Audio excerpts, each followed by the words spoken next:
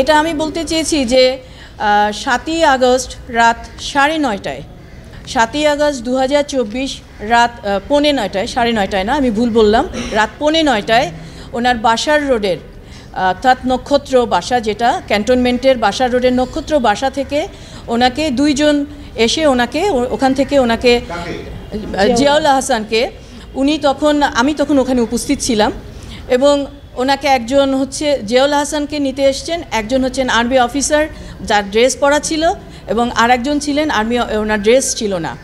এবং ওনাকে যখন নিয়ে যায় তখন ওনাকে বলা হয়েছিল যে ওনাকে অফিস থেকে ডেকে পাঠিয়েছে, চিফের অফিস থেকে ডেকে পাঠিয়েছে এবং উনি ওভাবে ওনাদের সাথে গাড়িতে উনি চলে যান এবং ওখানে পৌঁছানোর পরে উনি 5-7 মিনিটের মধ্যে আমাকে উনি ফোনে জানান যে ওনাকে নির্ঝর ক্যান্টনমেন্ট এলাকার নির্ঝর এলাকার 604 নম্বর রুমে ওনাকে আটক করা হয়েছে এবং ওনাকে ওখানে রাখা হয়েছে এবং উনি আমাকে বললেন যে আমার টেলিফোনগুলো ওরা এখন নিয়ে যাবে, হয়তো তোমার সাথে আমার আর যোগাযোগ করা যাবে না। এইটুকুই। পরের দিন সকালবেলা অর্থাৎ 8 তারিখে সকালবেলা ফজরের নামাজের পরে আমি ওই বাসা থেকে আসি এবং এসে আমি আবারও ক্যান্টনমেন্টে যাই।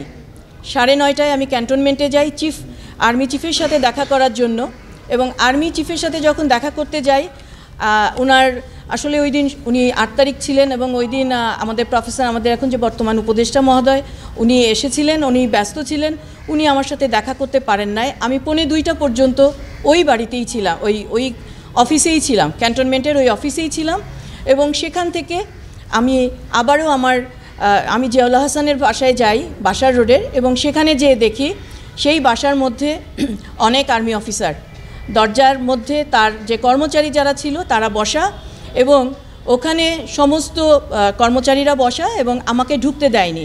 আমি যখন দরজায় নক করলাম, এক ভদ্রলোক দরজা খুললেন, উনি আর্মি অফিসার, উনি ড্রেস পরা, কিন্তু ওনার কোনো ব্যাজ আমি দেখিনি, নাম ওনার দেখিনি। উনি ওখানে ছিলেন এবং আমাকে বললেন যে আপনি ঢুকবেন না। তো আমি বললাম যে আপনাদের সাথে তো কোনো রকমের কোনো সার্চ ওয়ারেন্ট নাই, ফ্যামিলি মেম্বার নাই, তো আপনারা কেন এখানে আসছেন? ওনারা আমাকে কোনো জবাব দেননি এবং ওখানে আমি 15 মিনিট ছিলাম, আমি দাঁড়িয়েছিলাম, ওনারা আমার সাথে আর কোনো কথা বলেন না এবং আমাকে ঢুকতে দেন নাই এবং আমি ওই বাসা থেকে চলে আসি। পরবর্তীতে 16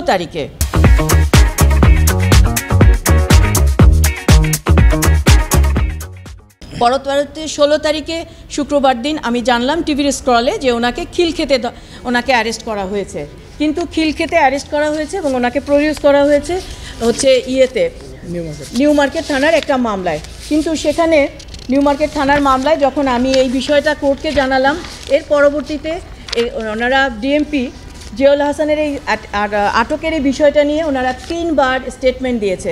প্রথমবার ওনাদের স্টেটমেন্ট ছিল এরকম, 1:54 16ই আগস্ট ওনারা বলেছেন যে জিয়াউল হাসানকে 15 তারিখে খিলক্ষেত থেকে অ্যারেস্ট করা হয়েছে।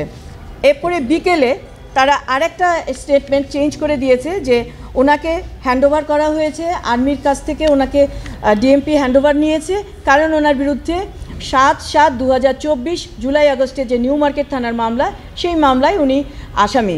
এরপরে রাত 8:54 আবার বলেছেন যে জিয়াউল হাসান আমাদের কাছে, ডিএমপি বলছে যে জিয়াউল হাসান আর্মির কাছে শেল্টার চেয়েছিল, কিন্তু আর্মি ওনার কাছে শেল্টারে ছিল এবং আর্মি আমাদের কাছে হ্যান্ডওভার করেছে। এটা হচ্ছে জিয়াউল হাসানের অ্যারেস্টের গল্প।